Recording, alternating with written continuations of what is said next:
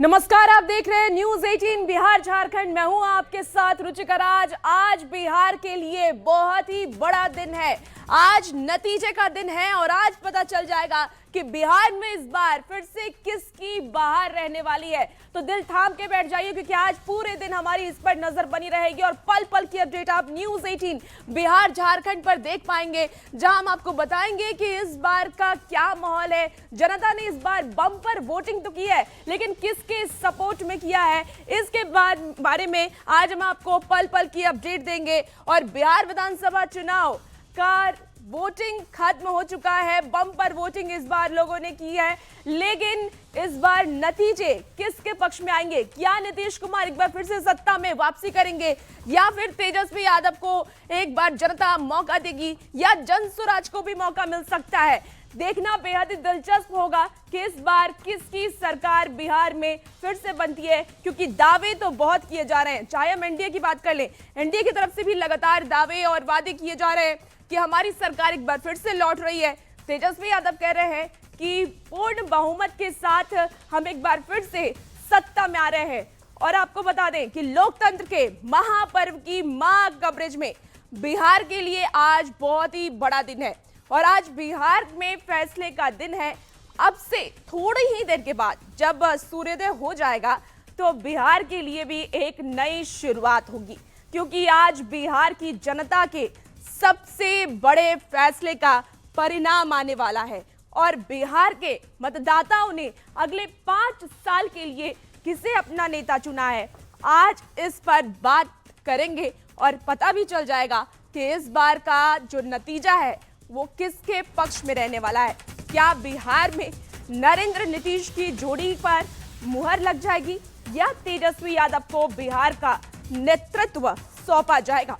तो आज ये भी तय हो जाएगा कि भारतीय राजनीति में अपनी रणनीति के लिए विख्यात और ख्याति हासिल करने वाले प्रशांत किशोर का क्या होगा। क्या उनकी खुद की पार्टी लोकतंत्र के इम्तिहान को पास कर पाएगी, या बस ये कुछ और देर का इंतजार है? और आपको बता दें कि 6 बजे से तो हम हैं ही आपके सामने, और लेकिन 8 बजे से जैसे वोटिंग की शुरुआत होगी, हम तमाम जानकारी आप तक पहुंचाएंगे। और कुछ ही देर का इंतजार है जब गिनती शुरू होगी। और देखिए, इसी बीच एक बड़ी खबर आ रही है। बड़ी खबर का रुख कर लेते हैं और आपको बता दें कि इस वक्त की बड़ी खबर न्यूज 18 पल पल पर आपको अपडेट देगा।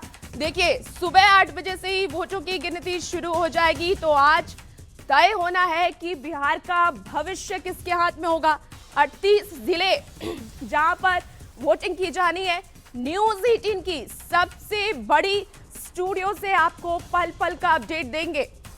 तो देखिए, बिहार में विधानसभा का चुनाव और चुनाव के आज नतीजे हैं। और आज 14 नवंबर, इसी दिन का सभी को इंतजार था। हर कोई आज का ही इंतजार कर रहा था कि बिहार में इस बार किसकी बाहर होगी। तो बिहार का 2025 का ये विधानसभा चुनाव बेहद ही अहम हर पार्टी के लिए है। और आपको सबसे तेज नतीजे भी आज न्यूज 18 के माध्यम से पता चलेगा। हम आपको सबसे सटीक नतीजे भी आज बताएंगे। और अब देखिए, ये चुनाव अहम क्यों है ये जान लेते हैं। देखिए, नीतीश कुमार की राजनीति का ये निर्णायक मोड़ है, क्योंकि 20 साल से वो सत्ता में काबिज है। नीतीश कुमार अब इस बार फिर से क्या जनता की वादों पर, जनता की मूड पर खड़े उतरते हैं। तेजस्वी यादव के लिए क्यों है, मैं ये भी जान लीजिए। देखिए, तेजस्वी यादव की ये अग्नि परीक्षा है। साथ ही बीजेपी की बात कर ले तो बीजेपी के लिए ये भी राष्ट्रीय असर वाला चुनाव है। तो यानी कह लीजिए कि ये नाक की लड़ाई है। कांग्रेस के लिए ये चुनाव क्यों अहम है, तो कांग्रेस और महागठबंधन के अस्तित्व की ये लड़ाई है। प्रशांत किशोर इस बार थर्ड फैक्टर के रूप में उभरे हैं।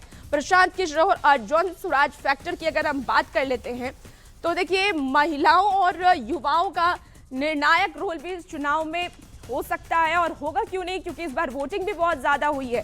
तो देखना होगा कि इस बार की महिलाएं किसकी भाग्य विधाता बनने वाली हैं, किसके सपोर्ट में जाने वाली हैं, क्योंकि कहते हैं कि महिलाएं ही भाग्य लिखती हैं। और वो किसका भाग्य इस बार लिखी हैं वो आज पता चल जाएगा जब ईवीएम की वोटिंग ईवीएम की काउंटिंग शुरू होगी। तो आज का दिन देखिए बेहद ही खास, बेहद ही निर्णायक और बहुत कम वक्त का इंतजार, जब एक बार फिर से शुरुआत इस बात से कि इस बार किसकी सरकार बनने वाली है। हमारी नजर भी लगातार बनी रहेगी क्योंकि पल पल की अपडेट हम आप तक पहुंचाते रहेंगे। इसके साथ ही अब देखिए किसकी कितनी चुनावी सभाएं हुई हैं वो आपको बताते हैं। प्रधानमंत्री नरेंद्र मोदी 20 चुनावी सभा, 2 रोड शो प्रधानमंत्री नरेंद्र मोदी की तरफ से किया गया। और इसके साथ ही मुख्यमंत्री नीतीश कुमार की अगर बात कर ले तो 84 चुनावी सभा की गई, 11 रोड शो किया गया है। अब आपको गृह मंत्री अमित शाह की बात कर ले तो 38 चुनावी सभा और 1 रोड शो किया गया गृह मंत्री अमित शाह की तरफ से। तेजस्वी यादव नेता प्रतिपक्ष हैं और युवा नेता हैं। 171 चुनावी सभा उन्होंने किया, 24 रोड शो तेजस्वी यादव की तरफ से किया गया। चिराग पासवान की बात कर ले तो 186 और उपेंद्र कुशवाहा की बात कर ले जो कि आरएलएम के अध्यक्ष हैं, उन्होंने भी जनसभाएं की हैं। जीतन राम मांझी की बात कर ले तो 32 और राजनाथ सिंह भी उन्होंने भी जनसभाएं की। प्रियंका गांधी ने 8 और राहुल गांधी ने 13 सभाएं की हैं। तो बिहार में चुनावी सभा भी हुई, जनता से वादे भी किए गए, जनता के मूड को भी भांपा गया। और अब देखिए जेपी नड्डा की बात कर ले, बीजेपी अध्यक्ष है, 16 जनसभाएं उनकी तरफ से की गई। मल्लिकार्जुन खड़गे की तरफ से 4, रेखा गुप्ता की तरफ से 11 और योगी आदित्यनाथ की तरफ से 34। तो बड़े नेता जिन्होंने जनसभाएं की हैं और जनता के मूड को भांपने की कोशिश की है। अब चलिए आपको ये भी बताते हैं कि 2020 के बाद 2025 का विधानसभा चुनाव हुआ। और देखिए 2025 के विधानसभा चुनाव के लिए सीएम नीतीश कुमार के लिए क्यों अहम है, क्योंकि 20 साल से वो सत्ता में, लेकिन फिर भी इस बार का चुनाव उनके लिए क्यों ज्यादा जरूरी है, इस रिपोर्ट के जरिए आपको दिखाते हैं।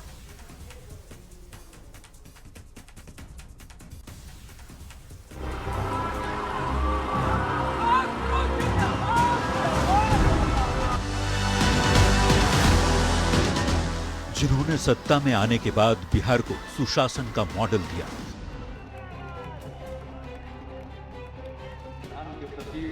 जो सबसे लंबे समय तक बिहार के मुख्यमंत्री पद पर विराजमान रहे।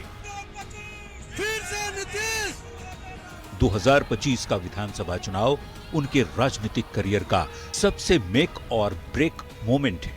यह चुनाव उनकी राजनीतिक विरासत, स्वास्थ्य, गठबंधन की स्थिरता और बिहार के भविष्य को परिभाषित करेगा। तो एक तो बिहार में विकास पुरुष और सुशासन बाबू के तौर पर उनकी छवि और मजबूत होगी। ये चुनाव तय करेगा कि नीतीश कुमार के पिछले 20 साल के कार्यकाल पर जनता को अब भी भरोसा है या नीतीश कुमार का फटीग फैक्टर उनकी लोकप्रियता पर भारी पड़ा, जिसे विपक्ष हवा दे रहा है। अगर जनता इस बार कुछ और निर्णय लेती है तो लगेगा कि शायद अब नीतीश कुमार का जो फटीग फैक्टर है, जिसके नैरेटिव बनाने की कोशिश विपक्ष ने की, उस पर मुहर लग गई। नीतीश कुमार अपने इतने लंबे कार्यकाल में एक साफ छवि कमाई है, जिस पर विरोधी भी सवाल उठाते संकोच करते हैं। वो बिहार के मिस्टर क्लीन भी कहे जाते हैं। सुशासन ने उन्हें अजेय बनाया। जो भी गठबंधन वे ज्वाइन करते हैं वही जीतता है, लेकिन 2025 में ये छवि चुनौती में है। जिस तरह से नीतीश कुमार ने संयम, मर्यादा और सुशासन दे करके बिहार को एक नई मुकाम तक पहुंचाया है, विकास के मार्ग को प्रशस्त किया है, फिर से एक बार मौका नीतीश कुमार को हमें देनी चाहिए ताकि इसकी गति को और धार मिल सके। साफ छवि और सुशासन के साथ उनके नाम के साथ एक और शब्द जुड़ा, पलटू का। जहां से हम लोगों का शुरू हुआ वही रहेगा, कभी बाएं दाएं इधर नहीं होगा। और 2020 से 2025 के कार्यकाल की बात करें तो 5 साल में उन्होंने 2 बार गठबंधन बदले। ये चुनाव तय करेगा कि बिहार की जनता नीतीश के पलटने वाले पॉलिटिकल स्ट्रेटजी से नाराज है या उसका उनकी छवि पर कोई असर नहीं है। यदि वे राजनीति की अपनी अंतिम पारी में जीत हासिल करते हैं और 10वीं बार मुख्यमंत्री बनते हैं और एनडीए के साथ मजबूती से खड़े भी रहते हैं, तो एक तो बिहार में विकास पुरुष और सुशासन बाबू के तौर पर उनकी छवि और मजबूत होगी, उन पर पलटू राम होने का जो दाग है वो भी धुल जाएगा। जाति की राजनीति के लिए बदनाम बिहार में नीतीश कुमार ने सोशल इंजीनियरिंग का फॉर्मूला अपनाया। ईबीसी, ओबीसी और महिलाओं में अपनी पैठ बनाई, जो बाकी दलों के लिए तोड़ना अब तक मुश्किल रहा है। पर इस बार उनके विरोधी भी इसी फॉर्मूले पर काम कर रहे हैं। इस बार यदि वे चुनाव हार जाते हैं तो उनका राजनीतिक पतन निश्चित है। फिर जेडीयू और उनके पुत्र निशांत के भविष्य के लिए भी बड़ा संकट खड़ा हो जाएगा। कुल मिलाकर देखा जाए तो 2025 का चुनाव नीतीश कुमार के करियर का टर्निंग पॉइंट है। अगर जीते तो एक और रिकॉर्ड बनाएंगे, हारे तो अपरिहार्य होने का रिकॉर्ड भी टूट जाएगा। Bureau report, news 18।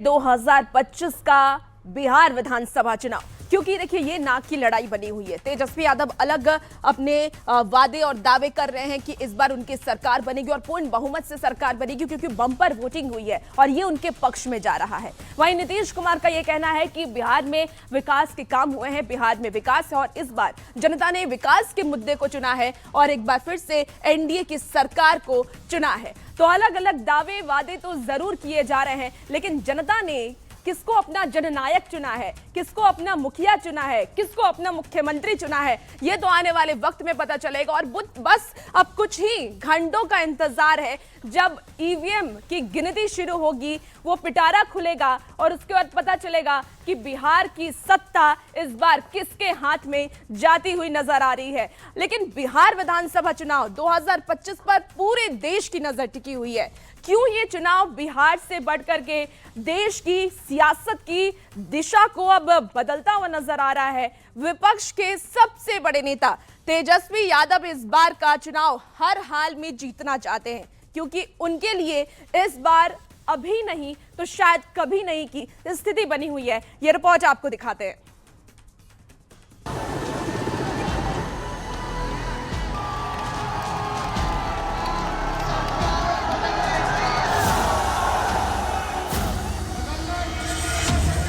बिहार के नेता प्रतिपक्ष तेजस्वी यादव बस एक बार मुख्यमंत्री बनने का मौका मांग रहे हैं। तेजस्वी के एक मौका मिली कि ना मिली, इस एक मौके के लिए वो पिछले एक साल से जनता से बार बार आग्रह कर रहे हैं। बस एक मौका तेजस्वी को दीजिए और वो 20 महीने में वो सब कर देंगे जो पिछले 20 साल में नहीं हुआ। तेजस्वी की इस अपील में दर्द है, बेताबी है 5 लाख सरकारी नौकरी हमने दिया और उम्मीद भी, क्योंकि तेजस्वी ये जानते हैं कि बिहार में सरकार बनाने के लिए उनके पास इससे बेहतर समय आने वाला नहीं है। और यदि वे जीते तो बिहार के सबसे युवा मुख्यमंत्री बनकर आरजेडी को भी मजबूती प्रदान कर सकेंगे। अपने परिवार के भीतर और देश की राजनीति में उनका कद बढ़ेगा। तेजस्वी यादव दूसरी बार अपने दम पर बिहार विधानसभा चुनाव के मैदान में उतरे हैं। 2020 के चुनाव में भी तेजस्वी लालू प्रसाद के बिना अपने बूते चुनाव लड़े और 75 सीटों के साथ सबसे बड़ी पार्टी बनी, लेकिन फिर भी सरकार बनाने से चूक गए। तेजस्वी के अंदर एक जोश था, युवाओं ने उनका भरपूर समर्थन किया। 2020 के नतीजों ने आरजेडी में तेजस्वी की स्वीकार्यता को और मजबूत कर दिया और कार्यकर्ताओं में जोश भी भर दिया। 2020 में बेहतर प्रदर्शन के बावजूद सरकार ना बनाने की टीस अब तक तेजस्वी के मन में है। पर सवाल है, क्या अब भी जनता में तेजस्वी पर 2020 वाला विश्वास है? एक आरोप जो तेजस्वी यादव की जीत के रास्ते का सबसे बड़ा रोड़ा बनता है, वो है जंगल राज की आग। विरोधी तेजस्वी पर जंगल राज का युवराज होने का आरोप लगाते हैं। तेजस्वी इस टैग से पीछा छुड़ाने की पूरी कोशिश कर रहे हैं, अपने कैंपेन से लालू प्रसाद को दूर करके युवाओं के लिए नौकरी रोजगार की बात करके। पर क्या जनता इस नए नैरेटिव को स्वीकार करेगी? हाँ, उनके ऊपर एक बैगेज तो है अपने पिता और अपने माता के उस कालखंड का, जिसको लेकर के हमेशा सत्ता पक्ष हमलावर होती है। तो अगर तेजस्वी इस चुनाव में परफॉर्म कर लेते हैं, अपने को साबित कर लेते हैं, तो इनकी उड़ान फिर बहुत आगे निकल जाएगी। सत्ता में आने के लिए तेजस्वी यादव इतने बेताब हैं कि उन्होंने हर परिवार में सरकारी नौकरी देने जैसा बड़ा वादा भी कर दिया। पर विरोधियों का आरोप है कि तेजस्वी के वादे पूरा करने लायक ही नहीं है, वो जनता को गुमराह करने के लिए है। बिहार में बेरोजगारी के विरुद्ध एक माहौल है और यदि वे जीतते हैं तो रोजगार को लेकर उनके द्वारा किए गए वादों की कठिन अग्नि परीक्षा भी होगी। इसी से भविष्य के लिए उनकी विश्वसनीयता भी तय होगी। आरजेडी सालों से MY यानी मुस्लिम यादव के समर्थन वाली पार्टी रही है, पर तेजस्वी इसे A to Z की पार्टी बनाने के प्रयास में है। खासकर तेजस्वी महिला और EBC को लुभाने की कोशिश में है और इस चुनाव से पता चलेगा कि वो इसमें कितने कामयाब होते हैं। 2025 बिहार विधानसभा चुनाव तेजस्वी के लिए अस्तित्व और विरासत का सवाल है। अगर जीत गए तो बिहार में नया दौर शुरू होगा, हार गए तो आरजेडी का पुनरुद्धार मुश्किल होने वाला है। Bureau report, news 18।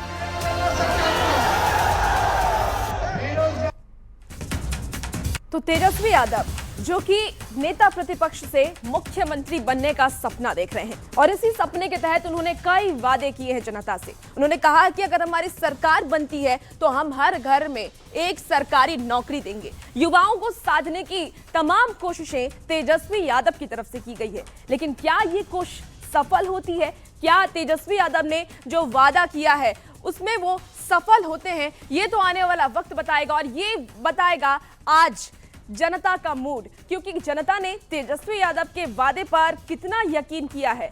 क्या वो तेजस्वी यादव के वादे को इस बार सच में सीरियस लिया है? वो आज उसका पिटारा खुलने वाला है। ईवीएम की गिनती आज होगी, आज काउंटिंग डे है और आज ही पता चल जाएगा कि बिहार में इस बार किसकी बहार होने वाली है, किसकी सत्ता वापसी करने वाली है। लेकिन देखिए, तेजस्वी यादव का चेहरा इस बार दांव पर लगा हुआ है और इस बाजी को जीतने के लिए बड़ी चुनौती है, क्योंकि विरोधी तो उनके खिलाफ ताल ठोक ही रहे हैं, लेकिन खुद भी फ्रेंडली फाइट कई जगहों पर नजर आ रही है। वैशाली की बात कर लेते हैं। देखिए, अजय कुशवाहा आरजेडी की तरफ से हैं, इनके खिलाफ संजीव सिंह जो कि कांग्रेस की तरफ से हैं और वर्सेस में आपको देखेंगे सिद्धार्थ पटेल जो कि जेडीयू की तरफ से हैं। तो यहाँ त्रिकोणीय मुकाबला होने वाला है और वैशाली हॉट सीट मानी जाती है। अब देखना होगा कि इस बार जनता ने किसके समर्थन में वोट किया है, क्योंकि फ्रेंडली फाइट, हालांकि फ्रेंडली कुछ नहीं होता, ये फाइट ही होता है। चलिए बछवाड़ा की बात कर लेते हैं। अवधेश कुमार राय सीपीआई की तरफ से इस बार चुनावी मैदान में थे और शिव प्रकाश गरीबदास की बात कर लें तो कांग्रेस की तरफ से इन्हें दिया गया था टिकट। और अब देखिए, राजापाकर एससी सीट है, यहाँ की बात कर लेते हैं। सीपीआई मोहित पासवान, कांग्रेस की तरफ से प्रतिमा दास और जेडीयू की तरफ से महेंद्र राम चुनावी मैदान में इस बार ताल ठोक रहे थे। अब जनता ने किसके वादे पर विश्वास किया है ये आज पता चलेगा। बिहार शरीफ की बात कर लेते हैं तो सीपीआई की तरफ से शिव कुमार यादव, इसके साथ ही कांग्रेस की तरफ से उमर खान और बीजेपी की तरफ से सुनील कुमार इस बार चुनावी मैदान में। यहाँ भी त्रिकोणीय मुकाबला देखने को मिला। वहां देखिए, आईआईपी की तरफ से तनीषा भारती हैं, कांग्रेस की तरफ से मिथिलेश निषाद हैं और जेडीयू की तरफ से पन्नालाल सिंह पटेल। यहाँ भी त्रिकोणीय मुकाबला और बेहद ही दिलचस्प मुकाबला देखने को मिला है। सिकंदरा की बात कर लें तो एससी सीट ये भी है, आरजेडी की तरफ से उदय नारायण चौधरी। और अब देखिए, नरकटियागंज की बात कर लेते हैं तो आरजेडी दीपक यादव, कांग्रेस की तरफ से शाश्वत केदार और बीजेपी की तरफ से संजय कुमार पांडे इस बार चुनावी मैदान में थे। कहलगांव की बात कर लें, बेहद ही दिलचस्प मुकाबला और हॉट सीट। आरजेडी की तरफ से रजनीश भारती, कांग्रेस की तरफ से प्रणय सिंह इस बार चुनावी मैदान में थे। इसके साथ ही सुल्तानगंज की बात कर लें तो आरजेडी की तरफ से चंदन कुमार सिंह, कांग्रेस की तरफ से ललन कुमार और जेडीयू की तरफ से ललित नारायण भी इस बार चुनावी मैदान में थे। चैनपुर की बात कर लेते हैं। देखिए, त्रिकोणीय मुकाबला और ग्राफिक्स के जरिए आपको हम इन सीट की बात कर रहे हैं जहां पर इस बार फ्रेंडली फाइट महागठबंधन की तरफ से हो रहा है। करगहर में देखिए, सीपीआई की तरफ से महेंद्र प्रसाद गुप्ता, कांग्रेस की तरफ से संतोष कुमार इस बार चुनावी मैदान में है। और ये चुनाव मोदी के लिए, यानी कि प्रधानमंत्री नरेंद्र मोदी जो कि देश की सत्ता को संभाल रहे हैं, कांग्रेस वहां पर एनडीए की सरकार, पूरे देश में बीजेपी की सरकार है, लेकिन बिहार प्रधानमंत्री नरेंद्र मोदी के लिए क्यों जरूरी है, इस रिपोर्ट के जरिए आपको दिखाते हैं। बिहार विधानसभा चुनाव मोदी के लिए कितना अहम है, इसका अंदाजा प्रधानमंत्री के दौरे, उनकी घोषणाओं से लगाया जा सकता है। का युवा बिहार में ही काम करेगा। प्रधानमंत्री नरेंद्र मोदी ने बिहार विधानसभा चुनाव के प्रचार में अपनी पूरी ताकत झोंक दी। ताबड़तोड़ रैलियां, जनसभाएं, रोड शो,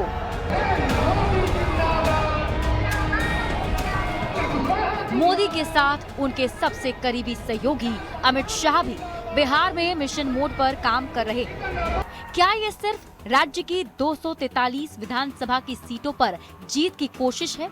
नहीं, ये तैयारी है 4 साल बाद होने वाले 2029 के लोकसभा चुनाव की। मोदी की स्वीकार्यता या अस्वीकार्यता तो पता चलेगा जब 14 नवंबर को परिणाम आएंगे, लेकिन हाँ, 2029 की पटकथा तो लिख दी जाएगी जहां से बिहार को 40 लोकसभा की सीटें मिलेंगी। अगर बीजेपी ने बिहार विधानसभा चुनाव में बेहतर प्रदर्शन किया तो ये 2029 लोकसभा चुनाव के लिए एक शुभ संकेत होगा, और अगर बीजेपी बिहार जीतने में नाकामयाब रही तो ये संगठन के लिए परेशानी का सबब होगा। यदि इस चुनाव में एनडीए की हार हो जाती है तो बिहार में उनके नेतृत्व और भाजपा की रणनीति पर सवाल उठेंगे ही, केंद्र में भी उनकी सरकार की स्थिरता प्रभावित हो सकती है। पीएम मोदी जब जब बिहार आए, उनकी रैलियों में खचाखच भीड़ उमड़ी। पर सवाल ये कि क्या ये भीड़ वोट में बदलेगी? क्या एनडीए का 2025 में 225 का नारा सच हो पाएगा? बिहार उन चुनिंदा राज्यों में से एक है जहां की नब्ज पकड़ना बीजेपी के लिए टेढ़ी खीर बना हुआ है। बीजेपी देश ही नहीं, दुनिया की सबसे बड़ी पार्टी है, पर इसके बावजूद भी बिहार में वो आज तक पूर्ण बहुमत नहीं ला सकी, ना ही अपना मुख्यमंत्री बना सकी। 2020 के चुनाव में जेडीयू से ज्यादा सीटें लाने के बावजूद बीजेपी को नीतीश कुमार को ही सीएम बनाना पड़ा। एनडीए की जीत होती है तो प्रधानमंत्री मोदी के लिए बिहार के दुरूह माने जाने वाले मैदान में ये लगातार दूसरी विजय पताका होगी।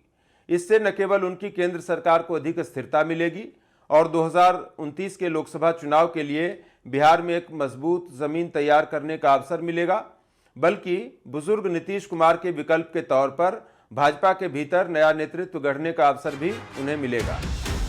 बिहार विधानसभा चुनाव बीजेपी से ज्यादा मोदी के लिए बड़ी परीक्षा है, क्योंकि हर पोस्ट बैनर पर तस्वीर मोदी की है। मोदी के लिए बिहार विधानसभा चुनाव का असर आने वाले विधानसभा चुनाव पर भी पड़ेगा।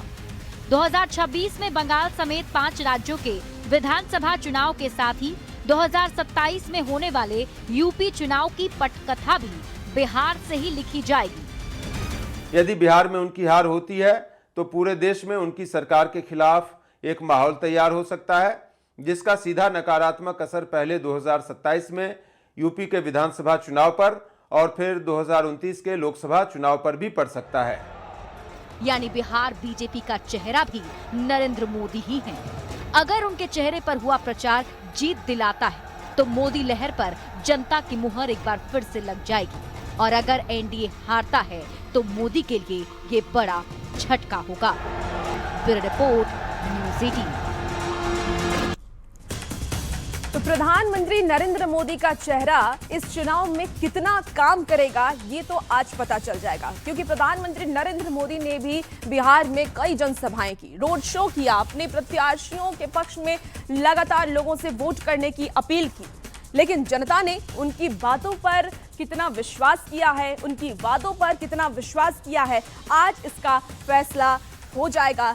आज काउंटिंग डे है, मतगणना का दिन, और आज का दिन बेहद ही अहम हर पार्टियों के लिए है, हर बड़े नेताओं के लिए है। चाहे वो प्रधानमंत्री नरेंद्र मोदी ही क्यों ना हो, चाहे वो सीएम नीतीश कुमार क्यों ना हो, चाहे नेता प्रतिपक्ष तेजस्वी यादव क्यों ना हो, या फिर राहुल गांधी क्यों ना हो। लेकिन राहुल गांधी, जो कि महागठबंधन के एक बड़े चेहरे माने जाते हैं, राहुल गांधी के लिए बिहार का ये चुनाव कितना अहम है, क्या उनकी भी ये नाक की लड़ाई है? आइए इस रिपोर्ट के जरिए आपको बताते हैं कि राहुल गांधी के लिए बिहार 2025 का विधानसभा चुनाव क्यों अहम है।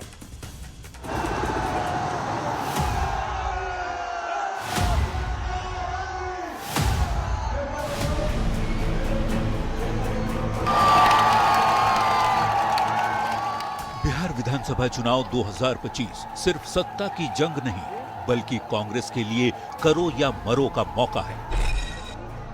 क्या कांग्रेस इस बार अपने पैरों पर खड़ी हो पाएगी या फिर महागठबंधन में जूनियर पार्टनर बनकर ही रह जाएगी?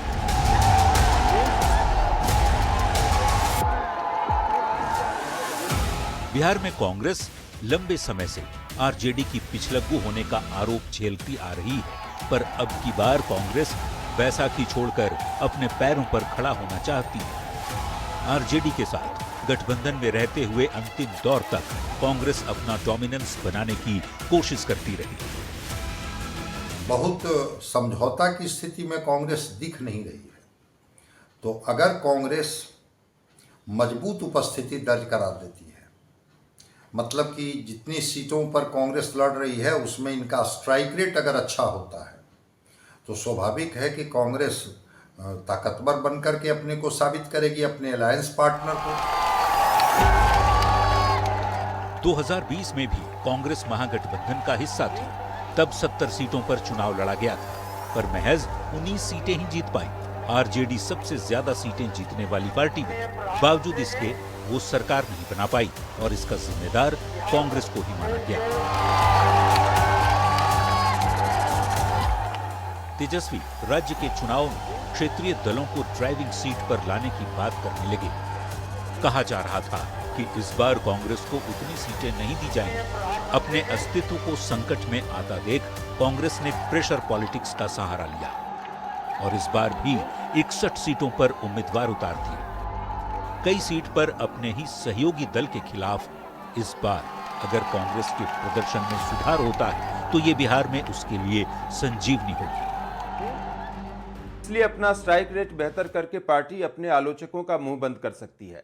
यदि महागठबंधन जीतता है तो बिहार में भले तेजस्वी यादव मजबूत होंगे, लेकिन केंद्र की राजनीति में राहुल गांधी का कद बढ़ेगा, क्योंकि बिहार में उन्हीं द्वारा की गई वोटर अधिकार यात्रा से एक माहौल तैयार होना शुरू हुआ। इतनी मशक्कत के बाद कांग्रेस ने 61 सीटों पर उम्मीदवार तो उतार दिए हैं, पर यह कांग्रेस के लिए भी बड़ा दांव है। अगर नतीजे पिछले बार की तरह हुए तो गठबंधन हार का ठीकरा कांग्रेस के सर ही फोड़ेगा और कांग्रेस का स्ट्राइक रेट पहले की तरह कमजोर बना रहता है तो इंडिया गठबंधन में कांग्रेस और राहुल गांधी दोनों की भूमिका कमजोर होगी और इससे उपजी हताशा का प्रभाव दूरगामी होगा, जो 2029 के लोकसभा चुनाव तक उनका पीछा करेगा।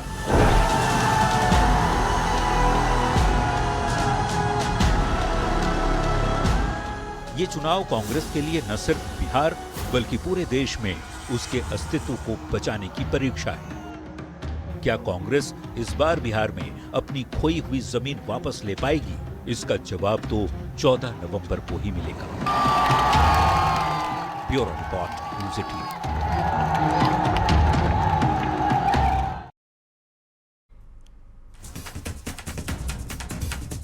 तो देखिए, कांग्रेस के लिए भी ये चुनाव बेहद ही अहम है। राहुल गांधी ने जी जान से मेहनत की है और कई जनसभाएं की हैं, जनता को लुभाने की कोशिश की है, क्योंकि इस बार का जो मुद्दा रहा कांग्रेस की तरफ से, खासकर अगर हम बात कर ले तो एसआईआर का मुद्दा, उन्होंने वोट चोरी का आरोप लगाया है। बीजेपी पर भी कई आरोप वो लगाते नजर आए कि जुमलेबाजी करते हैं, झूठे वादे करते हैं और अपने वादे को पूरे नहीं करते हैं। महागठबंधन का इस बार का सबसे अहम मुद्दा रहा है रोजगार। इसके साथ ही महिलाओं को साधने की भी तमाम कोशिश महागठबंधन के नेताओं की तरफ से की गई। कई वादे किए गए, महिलाओं से माई बहन मान योजना की बात कही गई, लेकिन क्या ये सारे वादे धरातल पर उतरे हैं? क्या ये सारे वादे जनता की मन को टटोल करके उनको अपने पक्ष में किए हैं? ये आज पता चल जाएगा। लेकिन महागठबंधन के साथ साथ अब जो तीसरी बड़ी पार्टी है, जिसकी बात कर ले, जन स्वराज पार्टी, जो कि पीके की पार्टी है। अब तक वो स्ट्रैटेजी बनाते थे, लोगों को जिताते थे, लेकिन इस बार उन्होंने खुद अपने आप को दांव पर लगाया। इस बार उन्होंने अपनी पार्टी बनाई और उम्मीदवारों को उतारा। इस बार का चुनाव पीके के लिए कितना अहम है, इस रिपोर्ट के जरिए आपको वो भी दिखाते हैं।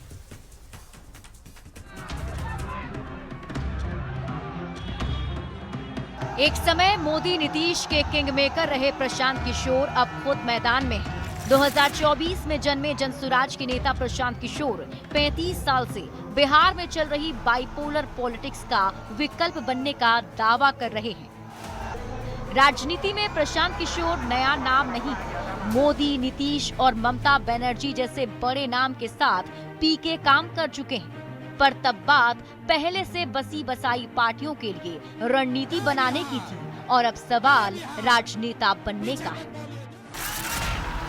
पीके के लिए ये चुनाव अर्श या फर्श का सवाल है। पीके ने जनसुराज के लिए 150 सीटों से ज्यादा का लक्ष्य रखा है। उनका दावा है कि अगर ये टारगेट नहीं हासिल हुआ तो गठबंधन भी नहीं बनाएंगे। इस निश्चय को जनता किस नजरिए से देखती है, ये अहम होगा। चुनाव में उसकी मौजूदगी के कारण एनडीए को सत्ता से हाथ धोना पड़ जाए तो यह तो उसकी बहुत बड़ी कामयाबी हो जाएगी। और यदि इससे भी एक कदम आगे बढ़ते हुए प्रशांत किशोर अच्छी संख्या में सीटें लाकर किंगमेकर बन सकें, फिर तो देश की राजनीति में एक बड़े दबंग के तौर पर वे उभर जाएंगे।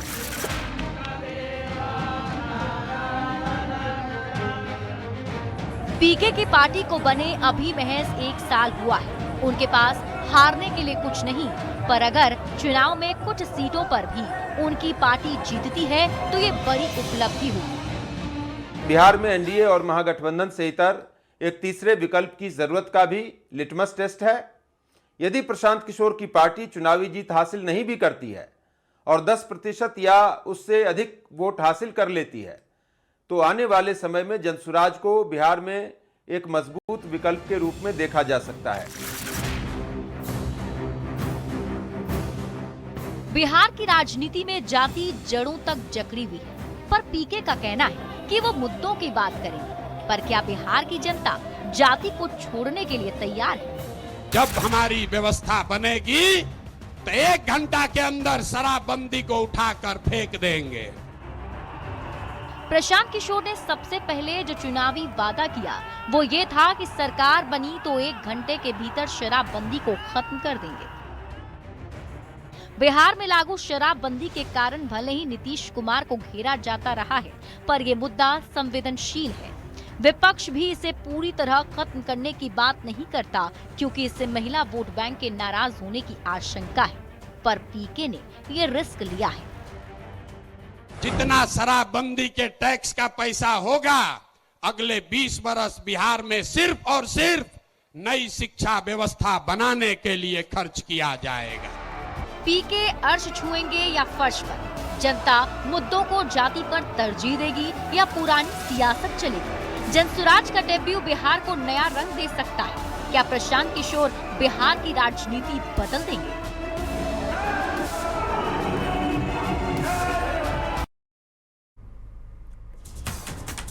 तो देखिए, जनसुराज पार्टी भी इस बार अर्श पे जाएगी या फर्श पे जाएगी, ये देखने वाली बात होगी, क्योंकि जनसुराज की तरफ से ही कहा गया था या तो हम अर्श पे जाएंगे या फिर हम फर्श पे रहेंगे, यानी हमारी सीटें नहीं आएंगी। बेहद ही दिलचस्प इस बार का नतीजा रहने वाला है, क्योंकि इस बार सिर्फ तेजस्वी और सीएम नीतीश कुमार की लड़ाई नहीं, प्रशांत किशोर की भी लड़ाई है। तमाम बड़े नेता इसमें इन्वॉल्व हैं, जुटे हुए हैं और इस बार के नतीजे पर हर किसी की नजर टिकी रहेगी। न्यूज़ 18 ने भी पूरी तैयारी कर लिया। आज आपको सबसे सटीक और सबसे भरोसेमंद चैनल से पूरी नतीजे की जानकारी हम आपको देने वाले हैं, तो देखना होगा कि आज बिहार में किसकी बहार आने वाली है। और देखिए, अब आपको बताते हैं मैदान में किन मंत्री और नेताओं के साख दांव पे लगे हुए हैं। सम्राट चौधरी, विजय सिन्हा लखीसराय से चुनावी मैदान में थे, तारापुर से सम्राट चौधरी चुनावी मैदान में, और यहां पर भी देखना दिलचस्प होगा कि क्या ये जीत पाते हैं। सिवान की बात कर ले, मंगल पांडे चुनावी मैदान में, नितिन नवीन बांकीपुर से चुनावी मैदान में थे, जिसमें कि प्रधानमंत्री नरेंद्र मोदी ने भी उनके लिए प्रचार प्रसार किया था।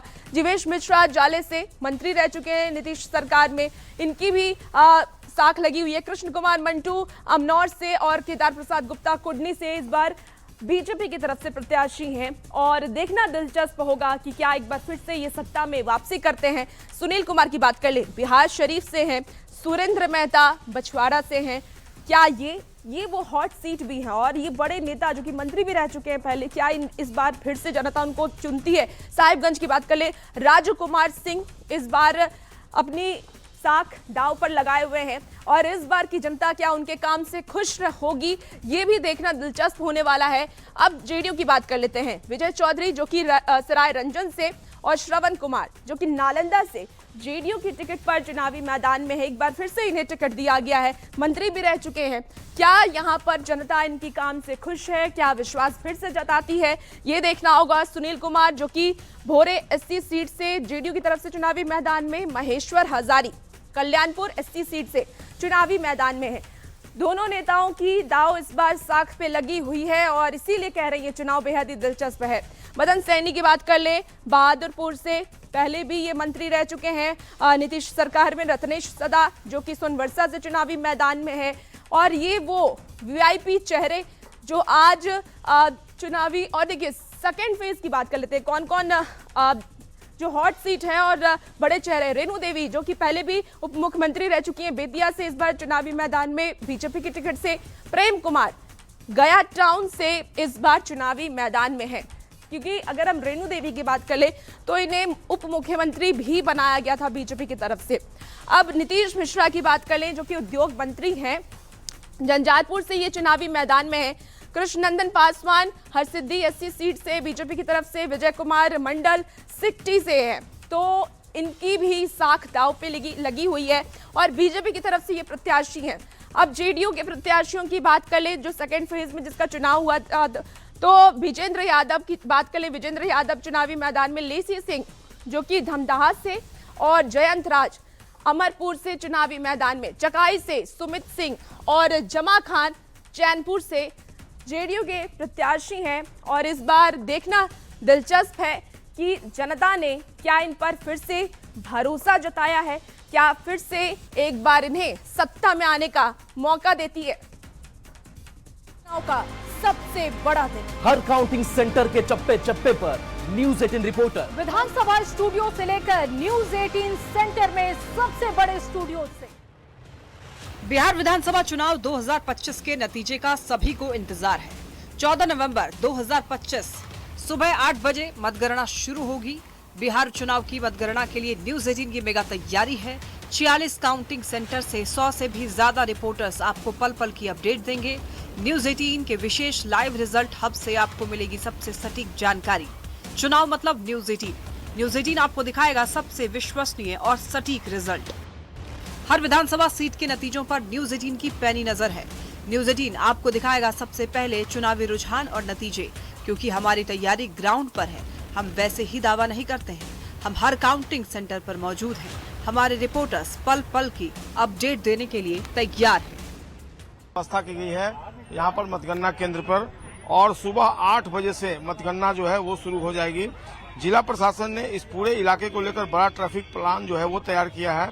जमुई जिले के 4 सीटों पर मतगणना की तैयारी पूरी कर ली गई है। हम एक बार मतगणना केंद्र को दिखाना चाहूंगा। जो जमुई शहर के केकेएम कॉलेज को मतगणना केंद्र बनाया गया है और अभी हम मौजूद हैं किशनगंज जिले के बाजार समिति स्थित मतगणना केंद्र में, जहां पे मतगणना की सारी तैयारी हो गई है।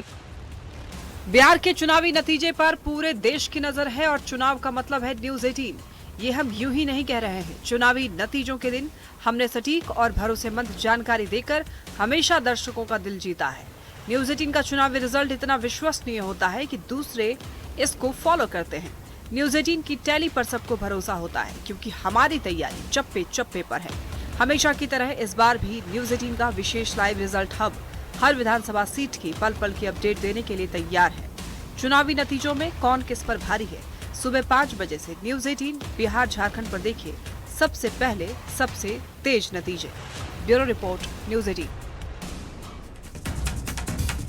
38 जिले, 243 विधानसभा सीट और हर सीट पर हमारी नजर बनी हुई है। न्यूज 18 पर आज आप पूरे दिन बने रहिए, क्योंकि चप्पे चप्पे पर हमारे रिपोर्टर्स मौजूद हैं और पल पल की अपडेट सबसे सटीक सबसे पहले हम आपको देने वाले हैं। और अब कुछ ही घंटों का वक्त बच गया है, मात्र 2 घंटे का वक्त है जब वोटिंग काउंटिंग शुरू की जाएगी, ईवीएम खुलेगा और उसके बाद पता चलेगा कि इस बार बिहार में किसकी सत्ता की वापसी होने वाली है। क्या एनडीए की जीत होगी या महागठबंधन को इस बार जनता ने मौका दिया है। तो आज काउंटिंग सेंटर पर देखिए पूरी नजर हमारी रहेगी। 243 सीटों पर वोट की गिनती आज होने वाली है। सुबह 8 बजे से ही वोटों की गिनती होगी। आपको बता दें कि ये चुनाव हर नेता, हर बड़े नेता, हर पार्टी के लिए अहम है। 38 जिले में 46 विधान जो मतगणना सेंटर बनाया गया था, उसके सेंटर पे आपको बता दें कि बम्पर वोटिंग हुई। हर राउंड में 14 बूथ के वोटर्स जुड़ेंगे और काउंटिंग सेंटर पर त्रिस्तरीय सुरक्षा व्यवस्था भी कड़ी गई है। यानी कि पूरी कड़ी सुरक्षा व्यवस्था के बीच आज काउंटिंग होने वाला है और इसीलिए कह रहे हैं कि न्यूज़ 18 पर आप बने रहिए, क्योंकि सबसे सटीक जानकारी हम आप तक पहुंचाएंगे और हमारी पूरी तैयारी भी कर ली गई है। सुबह से ही हम जुटे हुए हैं और बता दें आपको कि सिर्फ अब 2 घंटे 10 मिनट का वक्त बचा है। उसके बाद फिर काउंटिंग की शुरुआत हो जाएगी, मतगणना की शुरुआत हो जाएगी। अब कहां वोटों की गिनती होगी ये जान लीजिए। एएन कॉलेज पटना में वोटों की गिनती होनी है। बाजार समिति आरा में मतगणना केंद्र बनाया गया है। इसके साथ ही वेयर हाउस गोदाम बक्सर में मतगणना केंद्र बनाया गया है। बाजार समिति मोहनिया मतगणना केंद्र बनाया गया है, जहां 4 विधानसभा सीट पर वोटिंग होनी है। इसके साथ ही बाजार समिति सासाराम में 7 विधानसभा सीटें हैं, यहाँ मतगणना केंद्र बनाया गया है। बेतिया मार्केटिंग यार्ड बेतिया में 9 विधानसभा सीट है और यहाँ मतगणना की जाएगी। तो टीचर ट्रेनिंग कॉलेज मोतिहारी मतगणना केंद्र बनाया गया है, 12 विधानसभा सीट, 1 विधानसभा सीट है। नगर भवन शिवहर मतगणना केंद्र बनाया गया है शिवहर जिले का। इंजीनियरिंग कॉलेज सीतामढ़ी में 8 विधानसभा सीट और यहां पर मतगणना केंद्र बनाया गया है। मतगणना केंद्र आरके कॉलेज मधुबनी, जहां 10 विधानसभा सीट की काउंटिंग होगी। इसके साथ ही बीएसएस कॉलेज सुपौल में 5 विधानसभा सीट की काउंटिंग होनी है। बाजार समिति अररिया में 6 विधानसभा सीट की काउंटिंग होगी। तो कहां वोटों की गिनती होगी वो आपको बता रहे हैं। बाजार समिति किशनगंज में 4 विधानसभा सीट की वोटों की गिनती होने वाली है। पूर्णिया कॉलेज पूर्णिया में 7 विधानसभा सीट की वोटों की गिनती होने वाली है। बाजार समिति कटिहार में 7 विधानसभा सीट की वोटों की गिनती की जाएगी। यूनिवर्सिटी नॉर्थ कैंपस मधेपुरा में भी 7 विधानसभा सीट के वोटों की गिनती की जाएगी। इसके साथ ही जिला बालक स्कूल सहरसा में 4 विधानसभा सीट की वोटों की गिनती होगी। बाजार समिति दरभंगा में 10 विधानसभा सीट की वोटों की गिनती होने वाली है।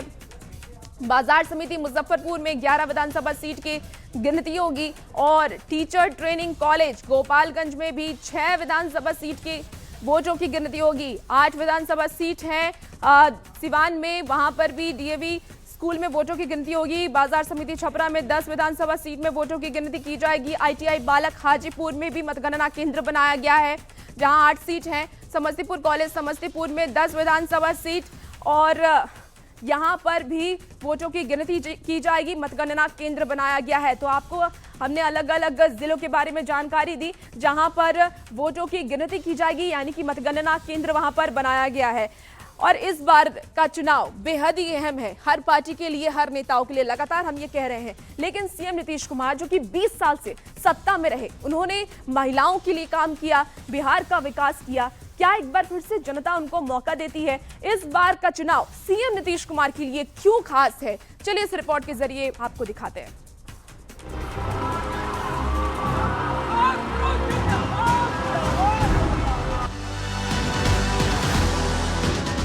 जिन्होंने सत्ता में आने के बाद बिहार को सुशासन का मॉडल दिया,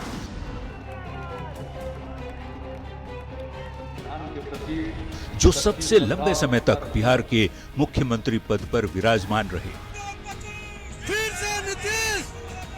2025 का विधानसभा चुनाव उनके राजनीतिक करियर का सबसे मेक और ब्रेक मोमेंट है।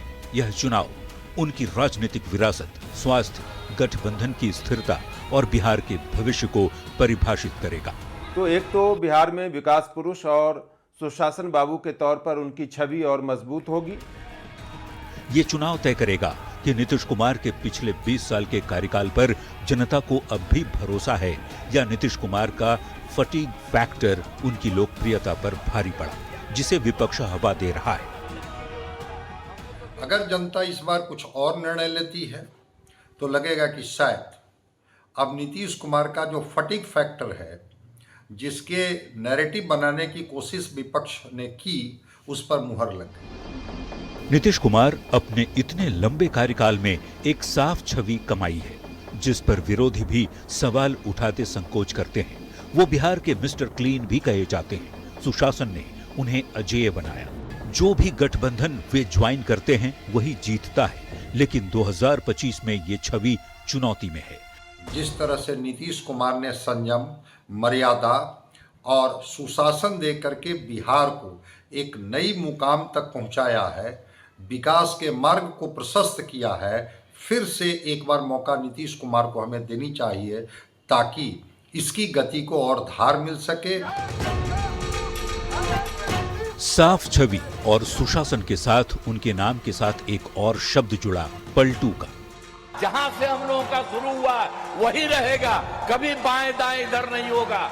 और इस प्रकार 2020 से 2025 के कार्यकाल की बात करें तो 5 साल में उन्होंने 2 बार गठबंधन बदले।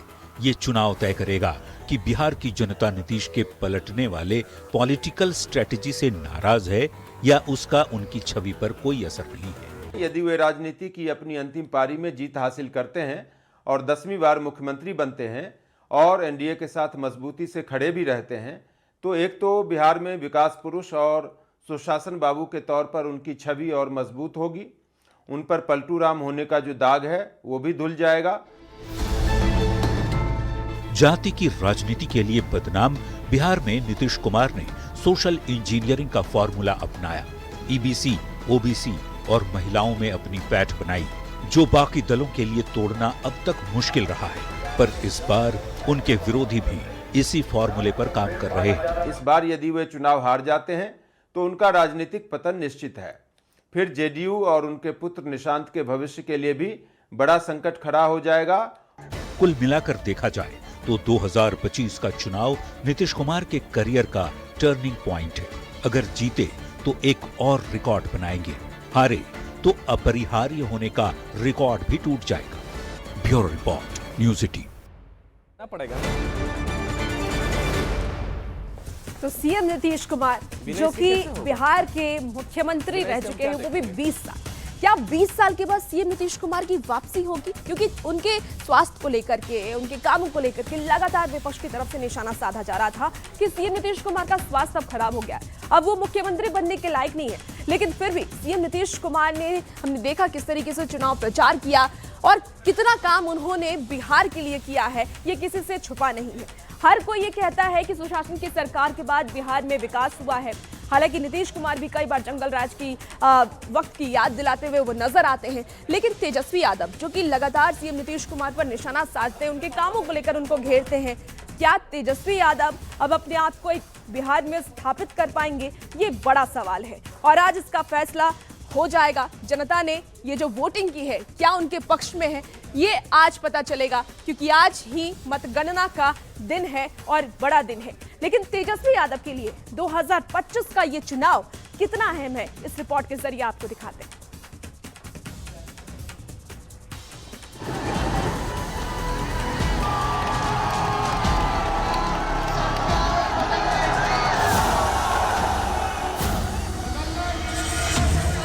बिहार के नेता प्रतिपक्ष तेजस्वी यादव बस एक बार मुख्यमंत्री बनने का मौका मांग रहे हैं। तेजस्वी को एक मौका मिली कि ना मिली? इस एक मौके के लिए वो पिछले 1 साल से जनता से बार बार आग्रह कर रहे हैं। बस एक मौका तेजस्वी को दीजिए और वो 20 महीने में वो सब कर देंगे जो पिछले 20 साल में नहीं हुआ। तेजस्वी की इस अपील में दर्द है, बेताबी 5 लाख सरकारी नौकरी हमने दिया और उम्मीद भी, क्योंकि तेजस्वी ये जानते हैं कि बिहार में सरकार बनाने के लिए उनके पास इससे बेहतर समय आने वाला नहीं है। और यदि वे जीते तो बिहार के सबसे युवा मुख्यमंत्री बनकर आरजेडी को भी मजबूती प्रदान कर सकेंगे। अपने परिवार के भीतर और देश की राजनीति में उनका कद बढ़ेगा।